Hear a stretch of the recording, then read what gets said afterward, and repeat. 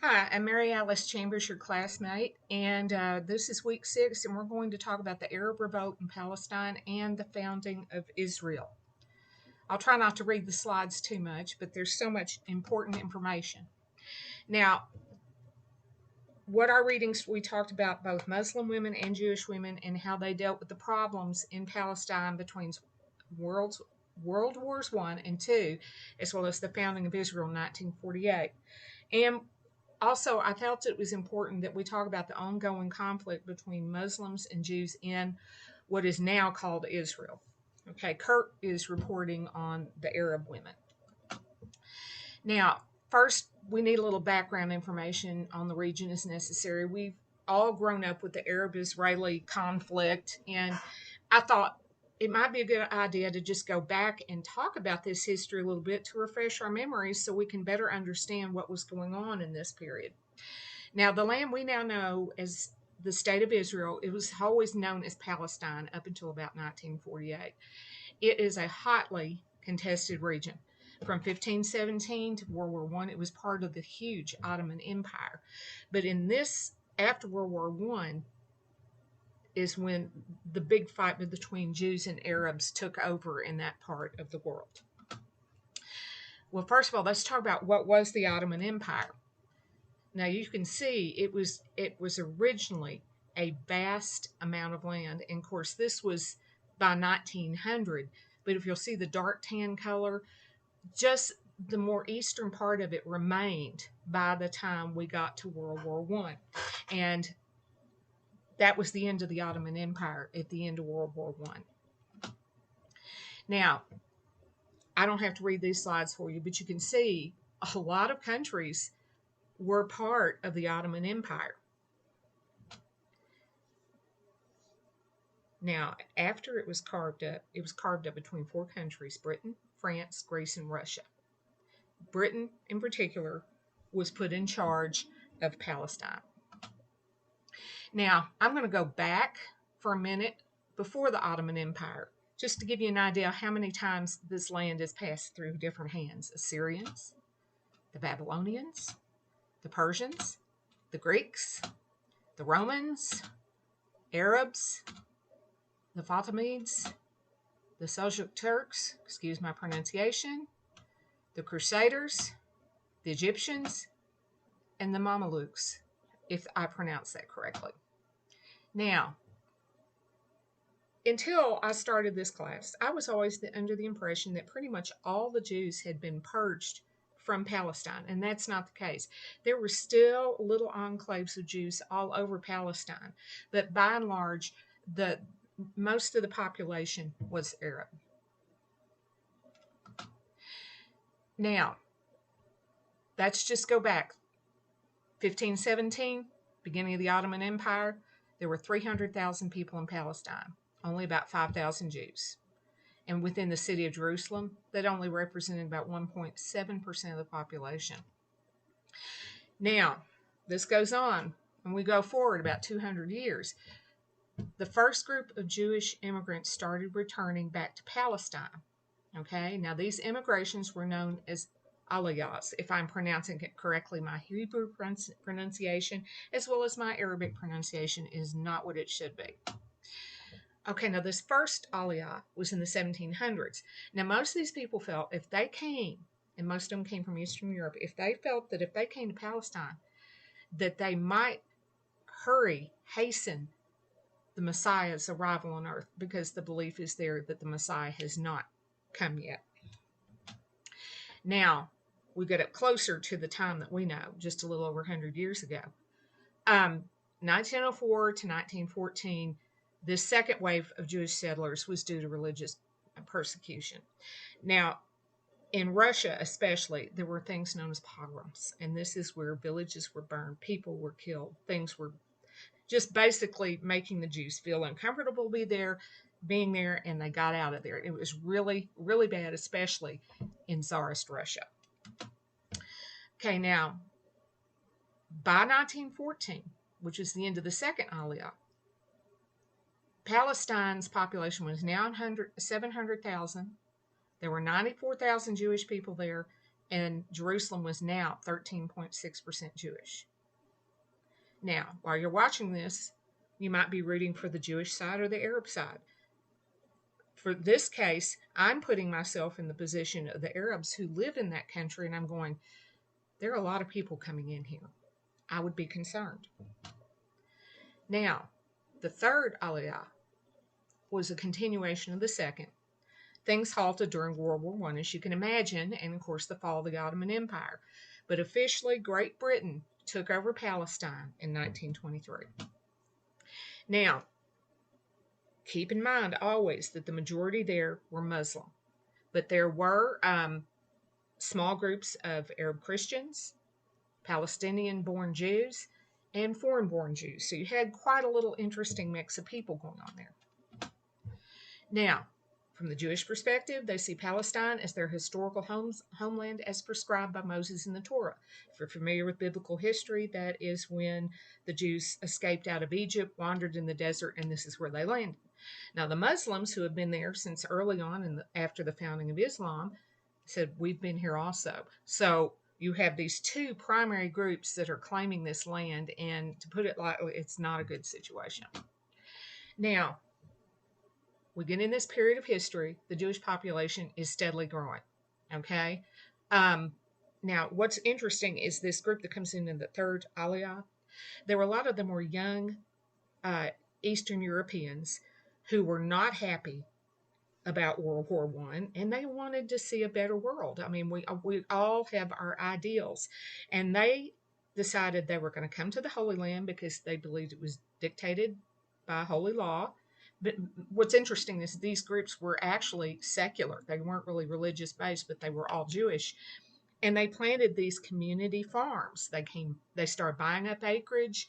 Everybody shared everything. There were no bosses, there were no employees. They were trying to build a utopian society. But they really wanted to build a new country based on this attitude that everything was shared. But if you're Arab and you're living in Palestine, you would probably start noticing that large groups of people are coming in from another country and buying up large amounts of acreage. And obviously, the people who lived in Palestine were getting very concerned about this. Now, just to give you an idea of the increase in population, look at this graph. Okay, you can see 1918 to 1936 when the Arab Revolt that we're reading about this week began. You'll say, okay, numbers. I can see numbers increasing. And of course, at the same time, you see the population of Palestine is growing, and it's not just Jewish people. But I sat down with my calculator and I started crunching the numbers. Okay, now the Jewish population in Palestine increased by over 324,000 people between 1918 and 1936. Now, folks, that's only 18 years, and most of y'all are probably 23 years old. That's not very long. And this was an average of 18,000 immigrants a year. Now, go back to 1918, the Jewish population was 10% of Palestine. 18 years, it was 28%. And you can see, if you're an Arab, you can see an alarming trend here. Now, from our perspective in the United States, too, you're thinking, well, it's a whole country. Well, in comparison to the United States, Palestine is a lot smaller than the United States. And I think it's important for us to take a geographic region that I think all of us are pretty well familiar with, and that's the state of Arkansas. Now, use that as a point of reference.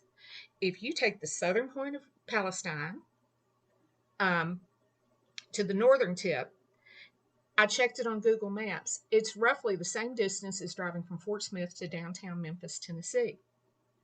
Now, at its widest, Palestine is only about 85 miles, which is roughly the distance from Pine Bluff to Jefferson County in Menifee, north of Conway. I believe that's in Faulkner County. It may be in Polk County. Now, what I did is I found a map of Israel, and I placed it on its side over Arkansas. It's not very big. I mean, that really puts this into perspective. And so, if you've got a lot of people moving in, you're rubbing elbows pretty quickly. So by 1936, there were a lot of tensions in Palestine. Okay. But those tensions were not only due to this rapid influx. Now let's look at the Arab perspective. Of course, we've talked about population and land acquisition, but also the Great Depression had started, and we think of that as only in the United States, but it was worldwide. And I think most of us know that. So naturally, when there's large amounts of unemployment, somebody's got to be to blame. And so let's start pointing fingers. Possibly that's what was going on. Also, the year before, I'm going to try and pronounce it, the Sheikh Is al Din al Qasim was killed at the hands of the British. That did not go over well, as you can imagine. He was a leader. Um, the Arabs went to the British. They wanted a stop to Jews moving back into Palestine. They didn't want any land to be sold to the Jews. They wanted Palestine to be declared an independent state. And we'll talk about the Peel Commission in a moment. They were not happy about that either. The British, when there was a pause in the violence, they looked at the situation, and this is what they tried to do. Of course, they realized the Arabs, they wanted independence. They realized the Arabs were fearful of a Jewish national state. And they pretty well decided this situation is irreconcilable. Can't seem to speak today. So they came up with this idea. That's just divide up Palestine into Arab and Jewish states. The biggest sticking point probably was that there would have to have been a lot of land title swapping between Arabs and Jews. But this was not received well by the Arab population. The Jews were kind of like, let's take a wait and see. But the important thing about the Peel Commission was this is the first time a separate Jewish state had been mentioned. Now, what I have done just now is a gross oversimplification of what's going on in the Middle East. I called a friend of mine in Sacramento who's a rabbi, and we ended up talking for 2.5 hours on this very topic because it's just such a complex, difficult problem that has not been resolved in our lifetimes and probably won't be resolved in our lifetimes. This may go on for eternity. Now, I know there are groups pushing for this and pushing for that. You just Google search and you're going to find all these solutions, but it's always painting one group or the other as completely evil. And one thing that Rabbi Friedman and I agreed with, and he mentioned on the phone yesterday, he said there is no one group in this conflict that's not entirely a saint or a sinner. Okay? So that reminds me, our job as historians is we've got to find facts and we've got to understand how and why this situation came about and continues to this day. Now, it's just basically, I think of it as a tug of war, and I don't really see what the solution is. Um, One thing that really got me interested in this topic before I go on to the rest of my slideshow is that I watched live on television when the Munich Olympic Village was attacked. And I was only 10, 11 years old at the time, but it had a profound effect on me. I said, how could people hate that deeply to do that to people that were just there to be in a sporting competition? It really had a profound effect on me. Now, our reading this week, first of all, I'm just going to say, is on the Irgun, which was a paramilitary organization. All of these wanted to get the British out of there and have an independent Hebrew state. Now, Irgun, as it was known, formed in 1931 and was there basically until 1948. Now, while I'm sure there are women that probably did serve in combat, the main thing our reading pointed out is that the women distributed propaganda, they broadcasted on the Irgun's radio station, and when needed, provided medical assistance to the wounded. Here's an example of a poster that was spread in Europe by the Irgun in the early days. Okay. But what this essay does, and it's very interesting, they've got all these different sections on these different women and the roles they played in the Irgun in these years leading up to the founding of the State of Israel. Interesting personalities. I would have loved to have met some of these women. And then the next group was the Lahai. I assume I pronounced that correctly. When the Irgun called for backing off against fighting against the British in 1940, I think the Lehigh took the attitude, "Oh no, we're not. We're going to keep pushing forward." And frankly, this group was a lot more violent in its approach in achieving independence than the other group. But also, as in the previous article, you're going to meet various women who worked in this movement for the founding of the state of Israel. And finally, is a history, a part of the history of Israel that's always interests me is the kibbutzim, which is the plural of kibbutz. And what I thought was very interesting about this, the kibbutz movement preached that men and women were equal. Everybody shared responsibilities until people started shooting at the kibbutz and cutting down trees and destroying crops. And suddenly all the men wanted the women and children in the center of the compound, and they wouldn't allow women to help with guard duty. Now, this upset not all the women, but it upset a lot of the women at the kibbutz. And they're saying, wait a minute, if we're equal, why can't we get out here and help defend? So that you'll find that a very interesting article. But anyway, this has been an overview of the readings that we are doing this week for class, and they are all very interesting reads. Thank you for listening.